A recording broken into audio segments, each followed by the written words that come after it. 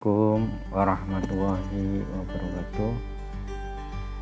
Apa kabarnya hari ini?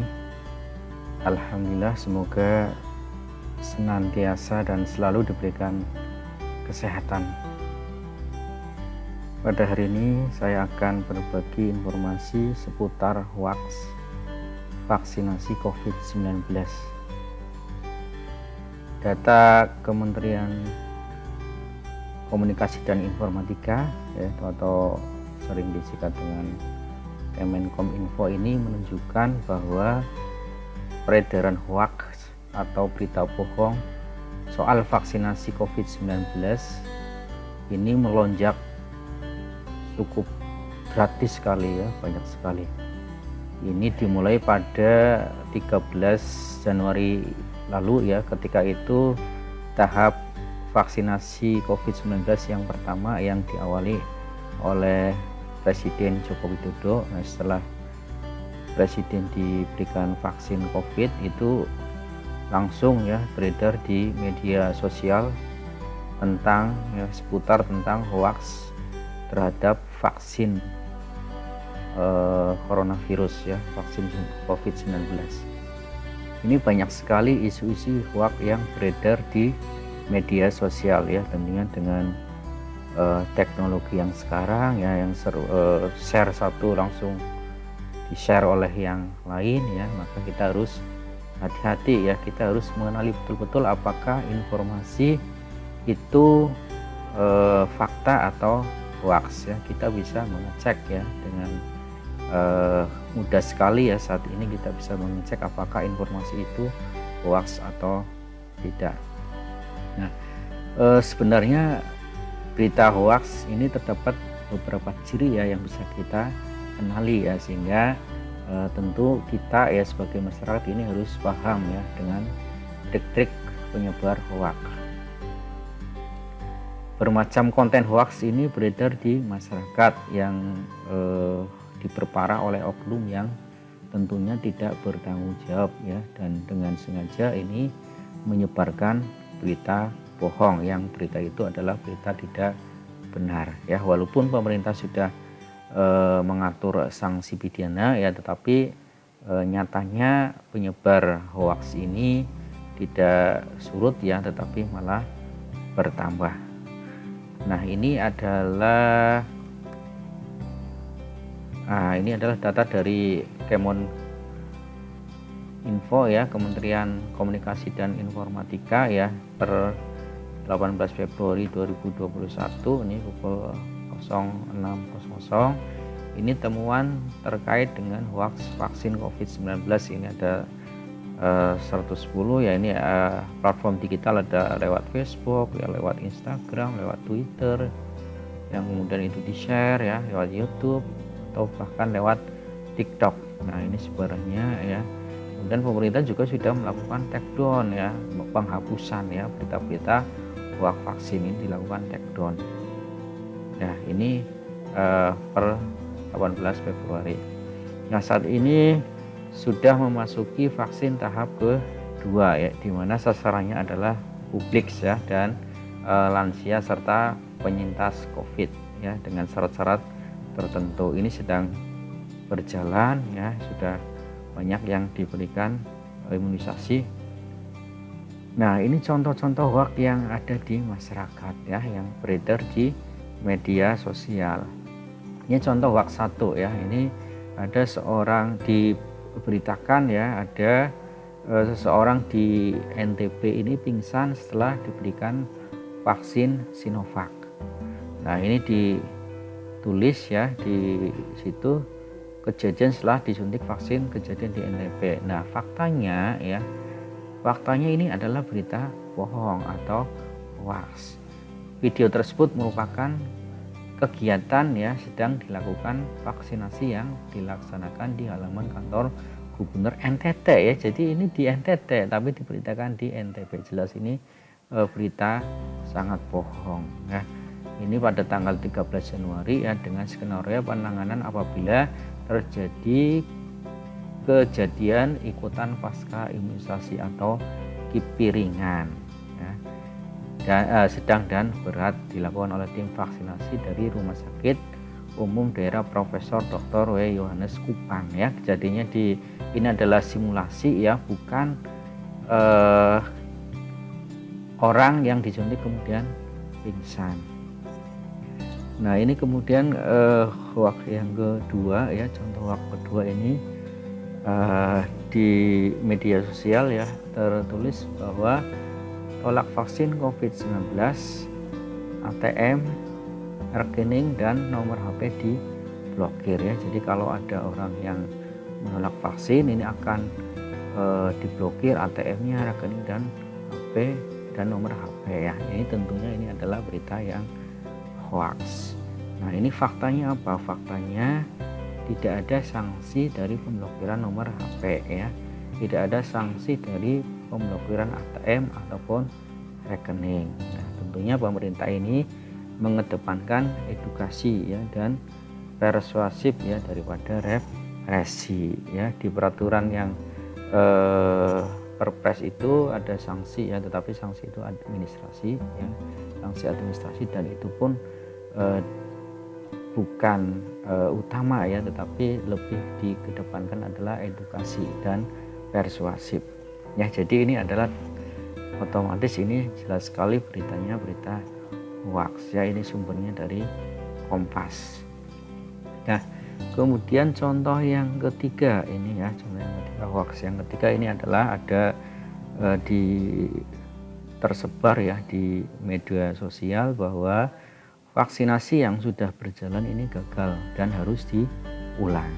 Nah faktanya apa? Faktanya adalah keberhasilan vaksinasi ini belum bisa terlihat sekarang ya, karena per tanggal 16 Februari ini baru sejumlah 1.120.963 ya masyarakat dari kalangan tenaga kesehatan ya. Jadi di tahap 1 ini baru tenaga kesehatan yang sudah dilakukan vaksinasi, dan ini baru berjalan di tahap yang kedua ya, jadi baru sedikit. Nah program vaksinasi ini dapat dikatakan berhasil jika apa? Nah jika sudah terjadi kekebalan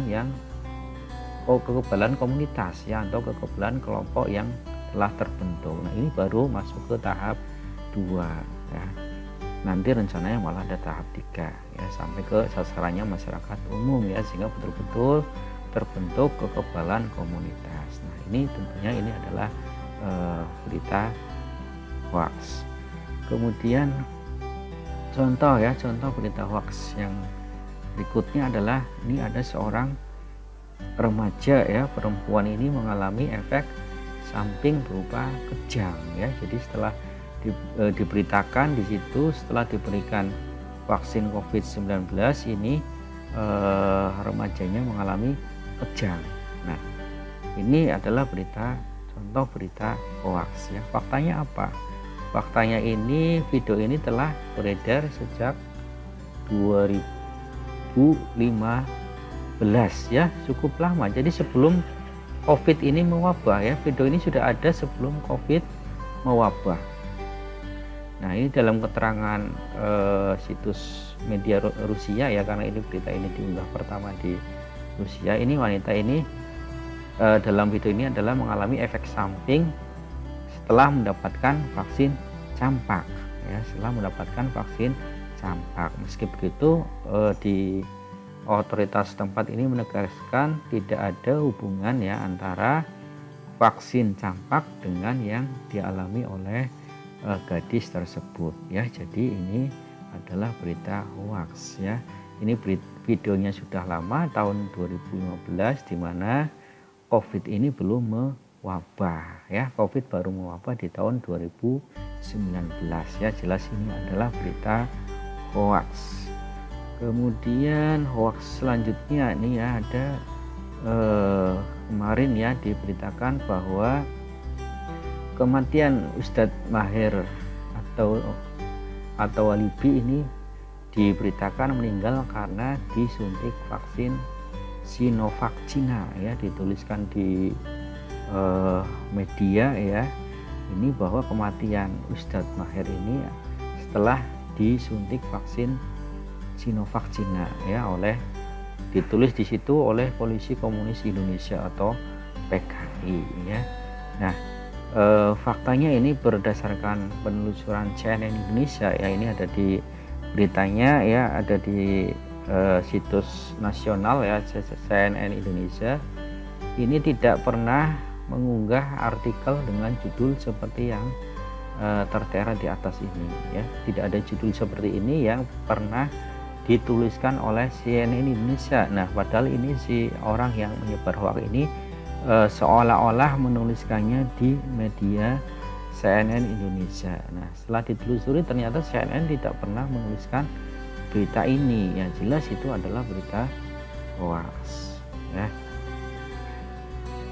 Kemudian berikutnya, nah contoh berikutnya yang hoax ke-6 adalah beredar ya di grup di WhatsApp ini, setelah divaksin ini otak menjadi lelet ya. Jadi ada tuliskan ya, beredar di situ nih, berasa lebih lambat mikir, berasa lebih susah ngapalin nama obat baru ini oleh apoteker ya. Ini adalah berita hoax ya. Jadi seolah-olah setelah disuntik COVID-19 ini otaknya jadi lelet. Nah, faktanya apa? Faktanya ini vaksin COVID-19 ini sudah melalui serangkaian uji coba ya, dan tidak didapati efek samping berupa gangguan otak ya, apalagi seperti lamban berpikir dan sulit menghafal. Nah, ini dilansir dari Kompas ya, bahwa ahli patologi klinis yang juga Direktur RS UNS Tonang Dwi Arianto mengatakan bahwa vaksin COVID-19 ini menyebabkan gangguan otak seperti lamban berpikir dan sulit menghafal adalah klaim yang tidak benar ya. Jadi ini sudah diulas oleh Kompas bahwa ini adalah klaim yang salah ya, false. Jadi ini termasuk di dalam berita hoax. Kemudian contoh berikutnya, nah ini contoh hoax yang ketujuh adalah Menteri Kesehatan Thailand ini menangis saat disuntik vaksin COVID-19 ya. Ini beredar di media sosial juga ya.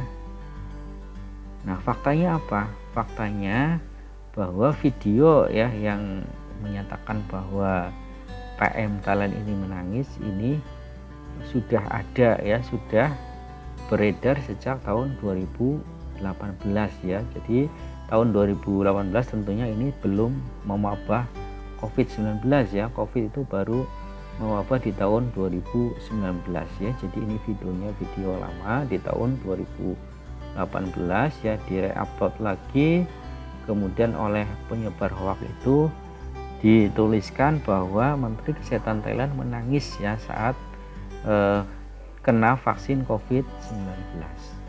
Nah, video ini juga dipublikasikan di saluran YouTube ya, di harian South China Morning ya, yang ada di Hong Kong pada 4 Februari 2018. Video itu berjudul Chinese Man Scared of this first ever injection. Jadi dalam video tersebut juga baik pria dan perawat dalam video itu menggunakan bahasa Mandarin ya, jadi bahasa Cina. Ini orang Cina ya, jadi diberitakan ini orang Thailand ya, PM Thailand ya, padahal ini adalah orang Cina, dan ini video ini sudah beredar di tahun 2018. Nah, tentu ini adalah berita bohong ya, atau berita hoax.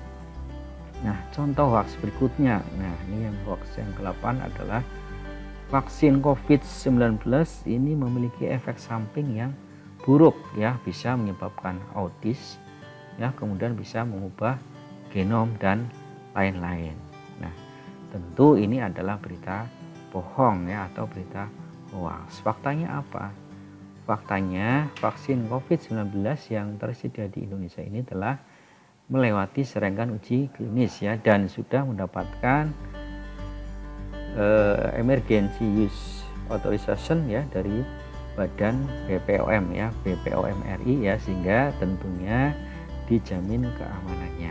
Nah, dan sejauh ini belum ada penelitian ya yang mengungkapkan baik kaitan ya antara vaksin dengan kejadian autis ya, perubahan genetik atau fertilitas ya, ataupun kanker maupun kelainan janinnya. Jadi belum ada penelitian yang menyatakan ini vaksin ini bisa mengubah genom dan lain-lain ya. Tentunya ini adalah contoh dari berita hoax. Kemudian contoh berikutnya, nah ini contoh berikutnya adalah vaksin yang sudah disuntikan pada masyarakat adalah vaksin uji coba ya, dan masyarakat dijadikan kelinci percobaan. Ini kita ketahui bersama bahwa vaksin saat ini telah disuntikan ya kepada di tahap pertama ya, sudah disuntikan jumlah 1.120.000 ya masyarakat Indonesia. Ini merupakan vaksin Sinovac yang telah lolos uji klinis di Indonesia ya, dan tadi sudah mendapatkan surat izin edar ya dari BPOM, yang berarti vaksin tersebut merupakan produk siap pakai dan sudah selesai uji coba ya, baik uji coba fase 1 ya, klinis 1, klinis 2 ya. Nah, ini sudah melewati uji coba. Nah, kemudian bagaimana kita dapat membedakan vaksin uji coba dan vaksin yang akan disuntikan di masyarakat? Nah, hal ini paling mudah adalah dengan melihat lebih teliti ya pada kemasannya. Nah, kemasan pada vaksin uji coba ini menggunakan tipe prefilling sharing ya, di mana wadah dan jarum suntik ada pada satu kemasan ya. Kemudian juga ada tulisan only for clinical trial ya. Jadi berbeda ya antara vaksin yang untuk uji coba ya klinis ya, dengan vaksin yang sudah betul-betul sudah layak untuk disuntikan. Ya. Jadi ini termasuk adalah berita hoax.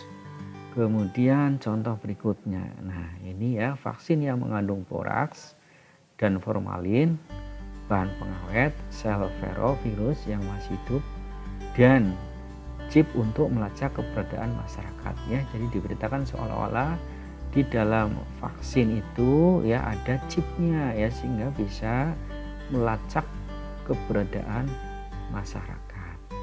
Nah, tentu ini adalah berita yang bohong ya, berita tidak betul.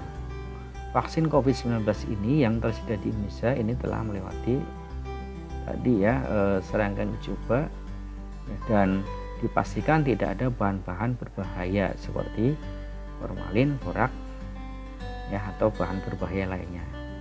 Nah, ini vaksin Sinovac saat ini yang tersedia di Indonesia ini mengandung virus yang sudah dimatikan ya, atau inactivated ya. Jadi sudah dimatikan dan sama sekali tidak mengandung virus yang masih hidup atau dilemahkan ya, jadi inaktif. Kemudian aluminium hidroksida yang berfungsi untuk meningkatkan kerja vaksin ya. Kemudian ada fosfat ya, ini fosfat fungsinya apa? Sebagai stabilisator ya, untuk menjamin kualitas vaksin ini selama proses penyimpanan dan distribusi ya. Kemudian ada larutan natrium klorida ya, sebagai apa? Sebagai isotonis untuk memberikan kenyamanan saat penyuntikan. Nah, ini adalah isi dari vaksin Sinovac yang ada di Indonesia ya. Kemudian apakah terdapat chip pelacak? Nah, tentu tidak ya, tidak ada chip pelacak pada vaksin. Adapun barcode yang tertera pada kemasan ya, jadi kemasan itu ada barcode-nya, itu adalah semata-mata untuk pelacakan distribusi ya, dan ini tidak dapat difungsikan untuk melacak keberadaan masyarakat ya. Jadi ada pelacakan distribusi ya melalui barcode ya. Kemudian ada nomor batch, di mana itu juga berfungsi untuk melacak ketika ada kejadian ikutan ya setelah dilakukan imunisasi atau KIPI ya. Jadi bisa dengan melacak vaksin mana yang diberikan ya. Jadi bukan untuk melacak keberadaan masyarakat. Nah, contoh berikutnya yang ke-11. Vaksin belum selesai uji klinis ya, tetapi sudah disuntikan. Nah, tadi ya sudah kita ketahui bersama bahwa vaksin COVID-19 yang tersedia di Indonesia ini sudah mendapatkan surat izin edar ya, yang ditandai dengan adanya efikasi 65,3% berdasarkan laporan interim 3 bulan pasca suntikan kedua dari uji klinis fase 3 ya. Jadi sudah melewati uji klinis fase 3 ya, dan sudah layak untuk diedarkan karena sudah mendapatkan izin edar. Nah, kemudian apa saja tahapan yang telah dilalui vaksin Sinovac di Indonesia? Uji klinis fase 3 ini sudah dilakukan sejak Agustus 2020 ya, dengan melibatkan 1.620 orang relawan usia antara 18 sampai 59 tahun. Kemudian setelah menilik proses produksi dari bahan yang digunakan pada vaksin serta sidang pleno yang dilaksanakan oleh Komisi Fatwa ya, maka ditetapkan vaksin Sinovac ini halal ya dan suci, yaitu pada tanggal 8 Januari 2021. Dan dari hasil evaluasi uji klinis fase 3 ya oleh Badan BPOM RI ini mengeluarkan surat izin edarnya ya atau EIUA ya, vaksin Sinovac dengan efikasi 65,3% pada 11 Januari 2021 ya. Jadi tentu vaksin ini sudah melewati ya, sudah selesai uji klinis ya, dan sudah layak untuk disuntikan. Nah, dengan adanya berbagai berita hoax tersebut, maka kita harus hati-hati ya, kita harus tahu caranya seperti apa sih. Nah, ini ada trik dan cara menangkal hoax. Yang pertama adalah perhatikan ya, ketika ada orang yang nge-share foto, yang nge-share informasi, maka kita harus perhatikan keaslian foto dan keterangan yang disertakan ya. Kita lihat, kita perhatikan ya fotonya asli atau tidak, kemudian keterangannya juga kita lihat betul-betul ya. Pada banyak kasus ini foto berbeda digunakan untuk menjelaskan sesuatu ya, fotonya bukan kejadian saat itu ya, tapi foto lain yang digunakan. Ada juga kejadian sudah lama namun dibuat oleh aktual ya, seolah-olah itu baru padahal fotonya adalah foto lama. Jadi ya contohnya sudah banyak. Kemudian hati-hati pada judul yang provokatif ya, ada judul yang provokatif itu harus kita waspadai. Kemudian selanjutnya adalah mencermati alamat situsnya ya, alamat situsnya mana, itu valid tidak ya, media-medianya media-media nasional tidak, media-media terdaftar tidak ya, kita harus lihat, cek situsnya. Kemudian mengecek keaslian foto ya, bisa dicek ya di Google ya, kemudian kita juga mengecek langsung di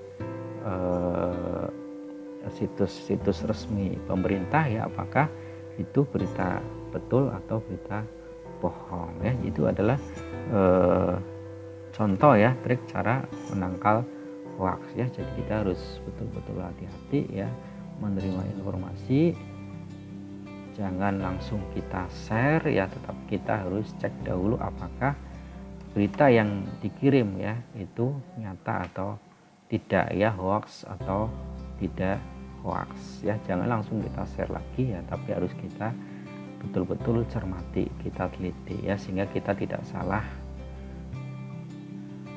Oke, ini ya, ayo vaksinasi COVID-19, lindungi diri, keluarga, dan masyarakat. Nah, baik itu ya, jangan lupa selalu 3M, memakai masker, mencuci tangan dengan sabun atau hand sanitizer. Kemudian yang ketiga adalah menjaga jarak. Dengan ini maka kita akan terbebas dari COVID-19. Demikian ya. Terima kasih. Assalamualaikum warahmatullahi wabarakatuh.